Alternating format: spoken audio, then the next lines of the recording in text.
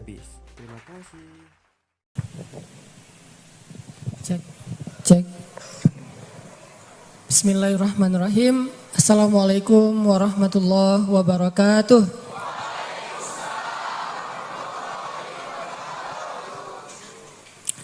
Alhamdulillah hari ini saya lebih semangat karena nggak sendiri. Mudah-mudahan teman-teman juga semangat walaupun masih sendiri.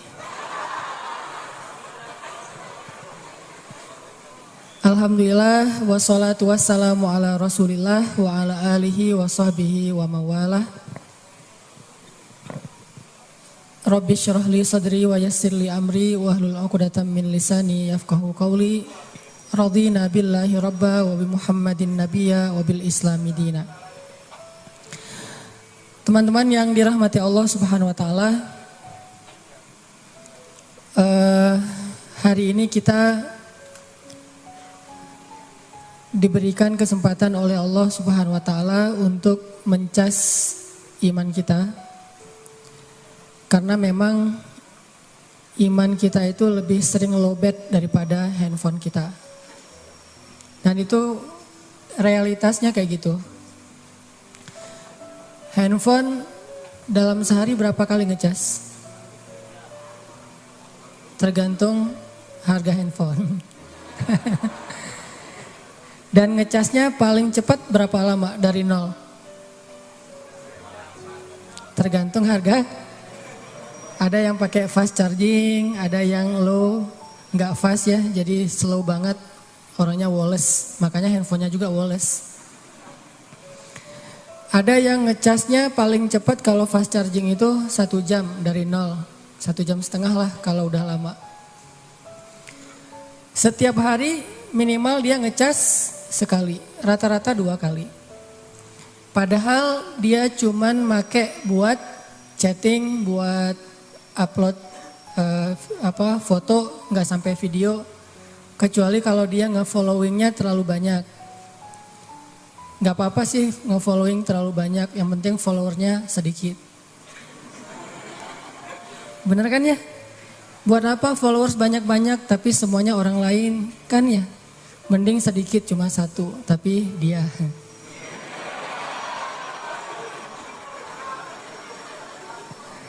Sekarang kita jangan bangga dengan jumlah followers yang banyak ya.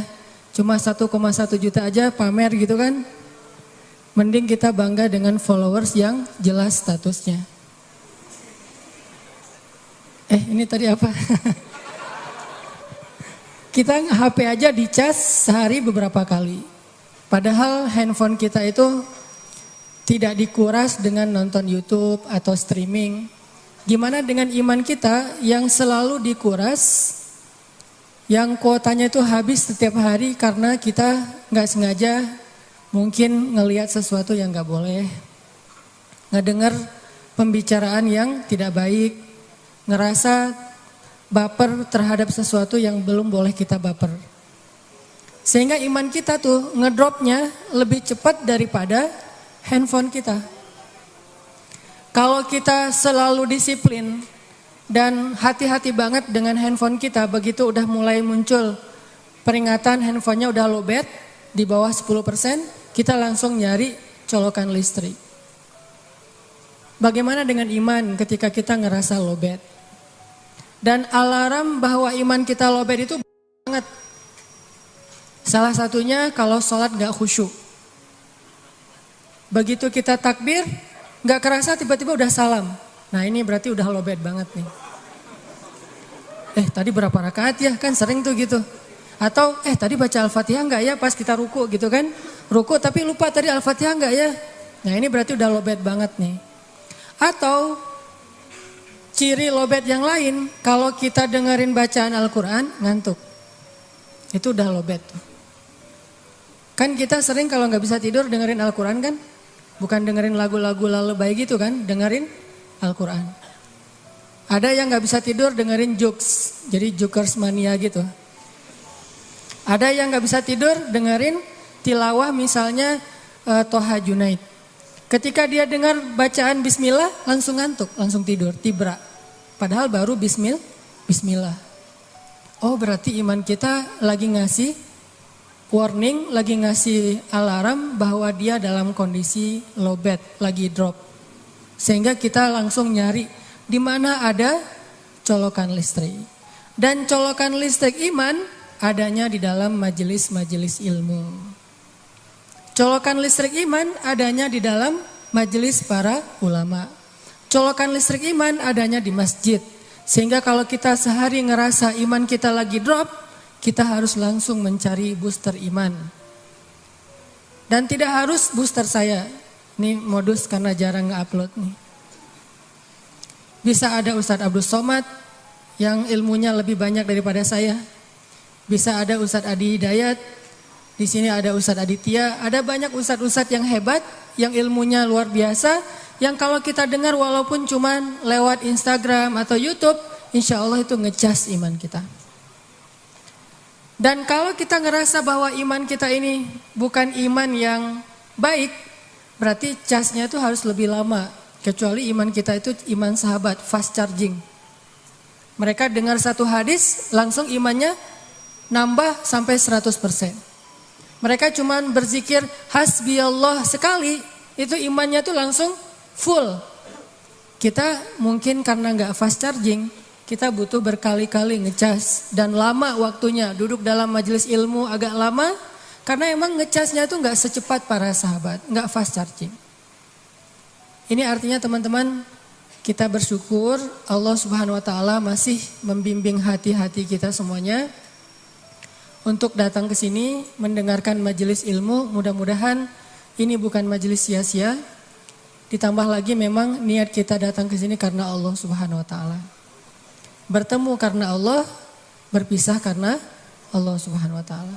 Kalau pulang dari sini ada yang kemudian jadian, maka dia jadiannya fi sabilillah. Jadi ada judul baru ya. Kalau dulu judulnya jomblo fi sabilillah, sekarang judulnya jadian fi sabilillah. Apa tuh jadian fi sabilillah? Jadian gara-gara pulang majelis ilmu. Jadian gara-gara dijodohin sama ustadz. Nah kalau minta dimak-comblangin sama ustadz, kriterianya jangan susah-susah. Mau nyari pasangan, ya sini biar ustadz yang mak-comblangin. Siap ustadz, kriterianya apa? Yang tinggi sekian, putih, bersih, wajah Korea gitu-gitu deh. Si ustadznya bilang, kalau gitu saya juga mau. Bahaya tuh. Ya. Teman-teman yang dirahmati Allah, kita bersyukur bisa datang ke majelis ini. Dan hati kita yang menggerakkan adalah Allah Subhanahu Wa Taala. Dan untuk kesekian kalinya, saya pengen mention tentang bukti kebesaran Allah adalah dengan berkumpulnya kita di dalam majelis ilmu kayak gini. Coba teman-teman perhatikan, ada berapa orang sekarang di sini? Sekitar 3.000. Yang registrasi itu 2.000, yang go show itu sekitar 1.000-an, berarti sekitar 3.000. 3.000 hati Allah gerakkan dalam satu waktu dengan cara yang serentak dari tempat yang jauh-jauh. Ada yang dari Surabaya nih, teman-teman yang subhanallah istiqomah, mudah-mudahan Allah merahmati. Bisa ngumpul di sini dan itu kebesaran Allah Subhanahu Wa Taala. Dan itu bukti bahwa Allah itu maha membolak-balikan hati. Sehingga kita makin yakin kalau 3.000 hati aja bisa Allah gerakkan dengan begitu mudah, apalagi cuman menggerakkan satu hati. Ngerti kan? Oh belum ngerti ya? 3.000 aja bisa digerakin untuk datang ke rumah kita, masa satu hati aja gak bisa datang ke rumah kita untuk melamar kan gitu ya? Mustahil. Ini buat cewek-cewek nih. Minta sama Allah, ya Allah engkau telah menggerakkan 3.000 hati untuk datang dalam majelis ilmu hari ini. Saya minta cuma satu hati aja ya Allah. Gerakkanlah dia untuk ngekepoin IG saya. Siapa tahu dia tergerak, tiba-tiba lagi mencet-mencet, ada yang muncul di story atau muncul di kayak home dia gitu. Pas dilihat, ini siapa nih kok lucu gitu, unyu-unyu. Nah ini teman-teman, bukti kebesaran Allah. Nah Sehingga kita bisa belajar banyak hal dari apa yang kita alamin untuk bisa menambah iman kita kepada Allah Subhanahu wa taala. Oke. Hari ini kita bahas tentang amradul qulub. Bagaimana membersihkan hati dari penyakit-penyakit. Tazkiyatun nufus. Kalau dalam bahasa ulama itu disebut tazkiyatun nufus. Penyakit hati itu dalam bahasa Arab marad atau amrad. Di dalam surat Al-Baqarah Allah menyebutkan a'udzubillahi minasyaitonirrajim. Fi qulubihim maradun fazadahumullahu marada walahum 'adzabun alimun bima kanu yaktibun. Di dalam hati mereka fi qulubihim maradun, ada penyakit.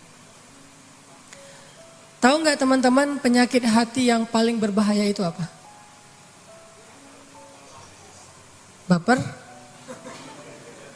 Apa penyakit hati yang paling berbahaya yang dampaknya itu bisa kemana-mana? Kalau dalam fisik itu kayak kanker gitu.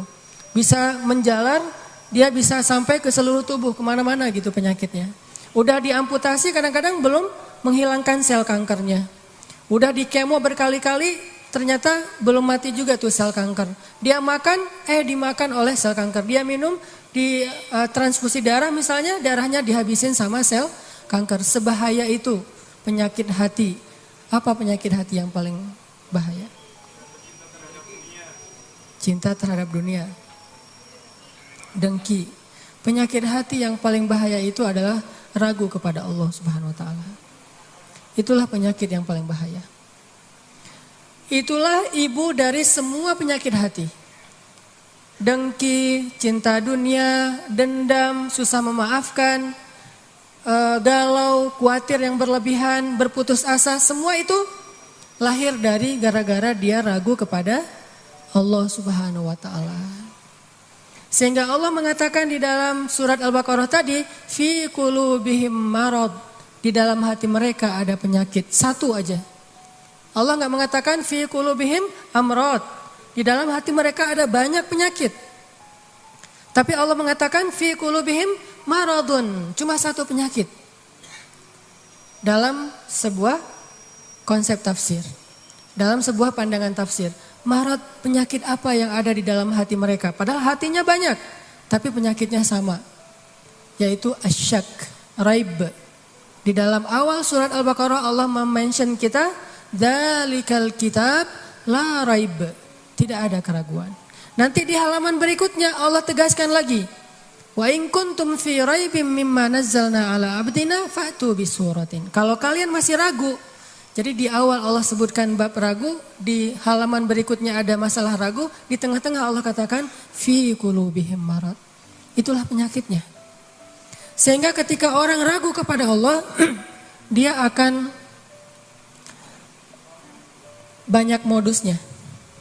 Ya, orang kalau ragu sama Allah banyak modus. Bahasa modus dalam surat Al-Baqarah apa? Modus itu dalam surat Al-Baqarah khida. Yukhadi'unallaha walladzina amanu wa ma yakhda'un illa anfusahum wa ma yash'urun. Mereka pakai banyak modus untuk mengelabui Allah Subhanahu wa taala dan orang yang beriman. Padahal mereka hanya membohongi diri mereka sendiri. Penyakitnya karena ragu sama Allah Subhanahu wa taala. Ragu tentang apa? Ragu tentang kebesaran Allah Subhanahu wa taala.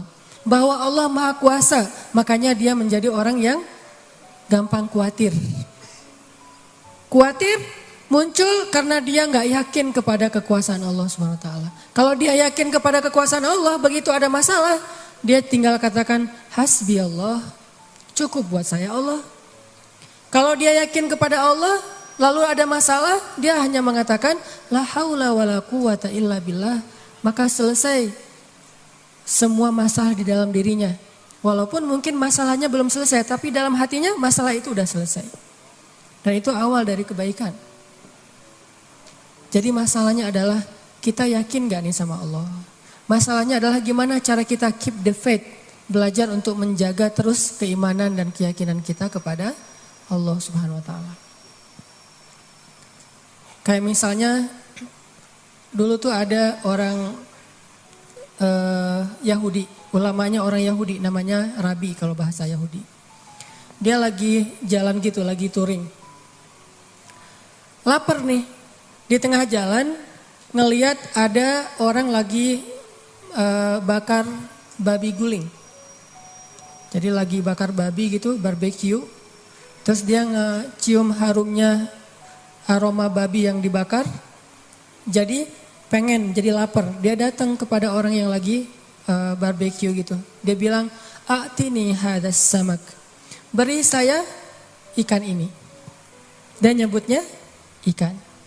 Orang-orang ngelihat pakaian orang ini, kayaknya ini pakaian orang Yahudi yang khas banget. Akhirnya mereka bilang, "Kamu kan agamanya Yahudi. Orang Yahudi kan gak boleh makan babi," kata orang-orang yang lagi barbecue. Kata dia, "Siapa yang minta babi? Saya kan minta ikan."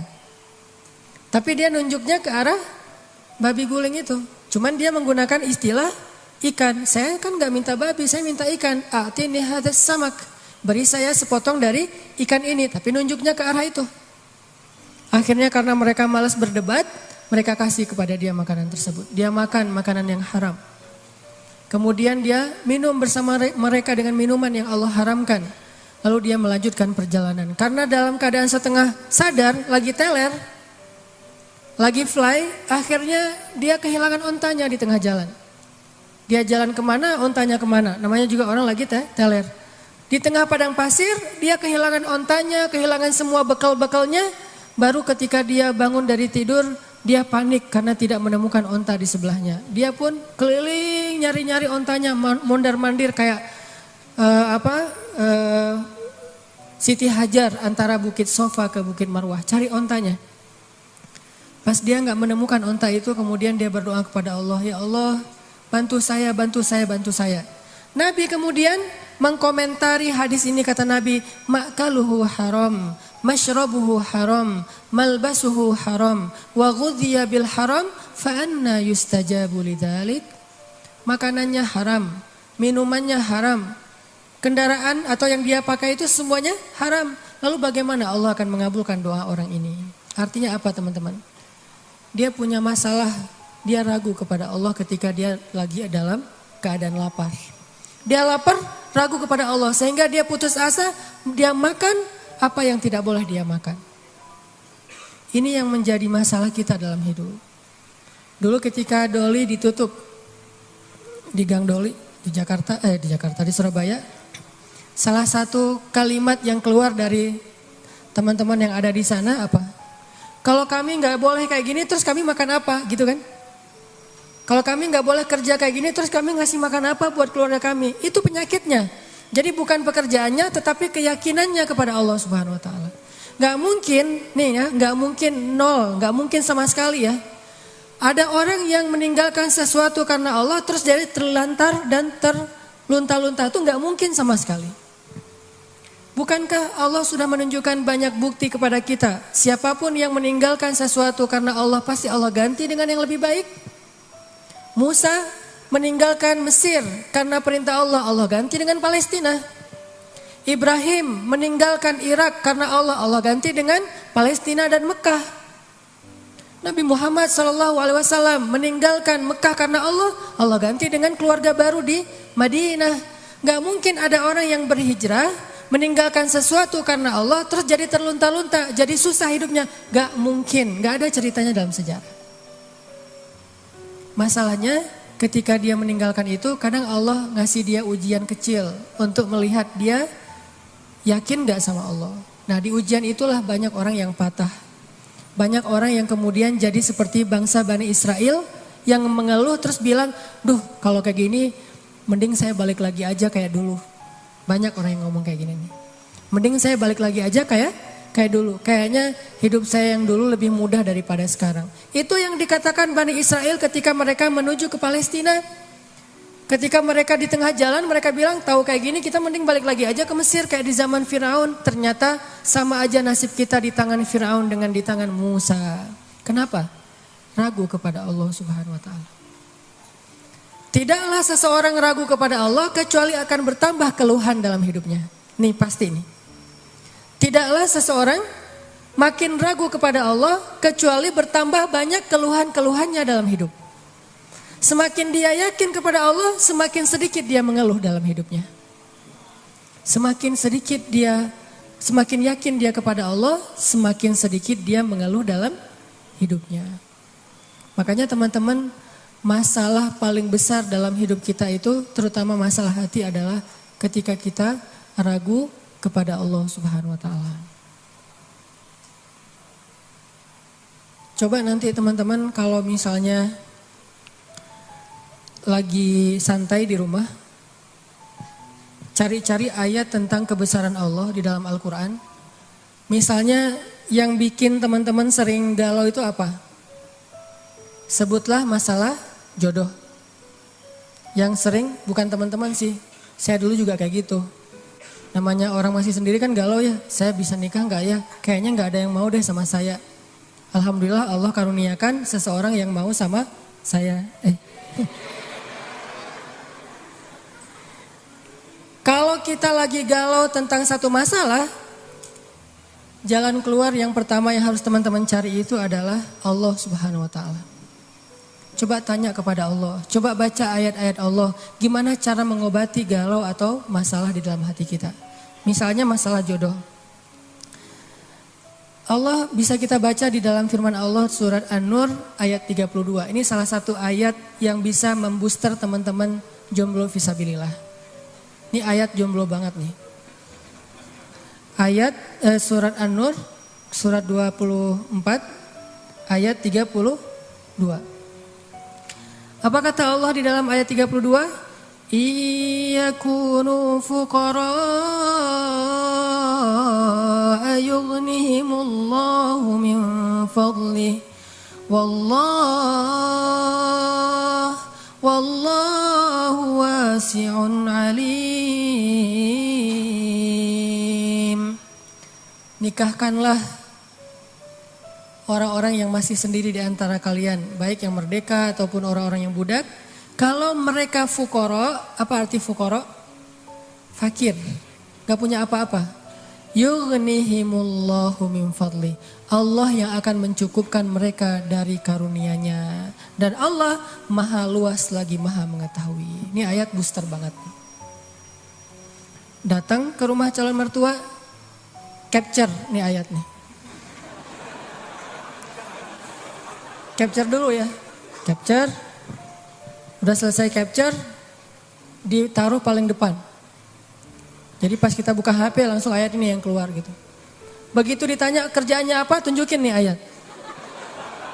Kan pertanyaan kedua pasti kerjaannya. Pertanyaan pertama siapa namanya, kedua kerja di mana. Siapa namanya, misalnya sebut nama kita, sebutlah Budi gitu. Oh iya kerja di mana, masih kuliah atau udah kerja? Udah selesai kuliah Pak, kerjanya Pak ini. Apa ini? Kalau mereka fakir, Allah yang akan mengayakan mereka. Hah? Ngeri juga udah pakai ayat ya. Dan Allah maha luas lagi maha mengetahui Pak. Itu juga saya dengarnya dari Ustadz gitu ya. Oh benar juga nih ayatnya. Terus gimana anak saya dikasih makan apa? Allah yang kasih makan bukan saya. Anak bapak dan saya, bapak semua kita nih pemakan rezeki bukan pemberi rezeki. Gak ada satupun kan di antara kita pemberi rezeki. Semua kita ini pemakan rezeki, pemberi rezekinya Allah. Dan ini ayat modal saya banget untuk nembak si dia. Kan saya dulu nikahnya nikah ngutang, maharnya aja ngutang ke sebelah. Tapi bilang ngutangnya jangan pas awal, nanti aja kalau udah deal baru ngutang. Udah setuju nih, kita nikah ujung-ujungnya, boleh utang dulu. Ternyata Allah mudahkan setelah itu. Justru setelah saya nikah tuh kan dulu saya kerja gak jelas ya. Memang gak punya kerja sih, bukan gak jelas. Nikah tuh gak punya kerja, gak punya simpanan apapun, gak punya bekal. Pokoknya modalnya modal surat An-Nur ayat 32. Itu modalnya, catat tuh. Kalau perlu jadikan status. Justru setelah menikah saya ngebuktiin sendiri gimana Allah maha menunaikan janjinya. Allah gak pernah ingkar janji. Kalau kita fukoro, saya emang dulu fukoro. Gimana fukoro? Gak tahu mau makan apa hari ini juga. Namanya mahasiswa di luar negeri. Tapi kemudian setelah selesai nikah Allah mudahkan dengan tiba-tiba saya dapat kesempatan menjadi petugas haji resmi, bukan outsourcing gitu, resmi. Petugas haji resmi dari Depak selama 1 bulan musim haji dan itu lumayan penghasilannya. Pulang dari situ dapat tawaran untuk ikut audisi mengisi tilawah Al-Quran di salah satu televisi di Mesir. Yang ikut audisi itu banyak. Orang-orang Arab kan ngajinya bagus-bagus ya. Kelasnya udah kelas Al-Afasi, Al-Ghamidi, Toha Junaid, yang keren-keren lah bacaannya, suaranya, hafalannya udah pasti keren. Saya ikut audisi tuh.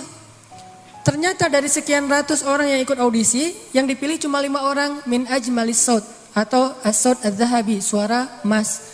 Dan saya alhamdulillah terpilih, entah gimana caranya, mungkin juri waktu itu juga lagi gak dengerin saya, tiba-tiba dicontreng aja. Terpilih di antara 5 orang dari berapa ratus orang yang ikut audisi. Terpilih. Lalu dari 5 orang itu diseleksi lagi untuk ngambil 20 episode sekaligus. Yang lain cuma satu episode. 20 episode siapa? Ternyata saya juga dapat dari 5 orang itu dipilih satu-satunya yang ngambil 20 episode di televisi. Alhamdulillah akhirnya ngerekaman, recording di TV udah selesai gitu, gak kerja selama 6 bulan. Mulailah kita keliling-keliling gak jelas gitu di Mesir mondar-mandir kayak 99 cahaya di langit Eropa gitu. Benar kan kata Allah, kalau mereka fuqara yughnihimullah, maka Allah akan memberikan kekayaan untuk mereka atau kecukupan. Jadi obat hati itu adalah yakin kepada Allah. Dan cara yakin kepada Allah, baca firman-firman Allah Subhanahu wa taala. Allah berjanji di dalam banyak ayat untuk bisa menjadi iman, menambah faith, menambah keyakinan di dalam hati kita. Tinggal kita baca aja. Banyak banget ayat-ayat kayak gitu. Jadi bagi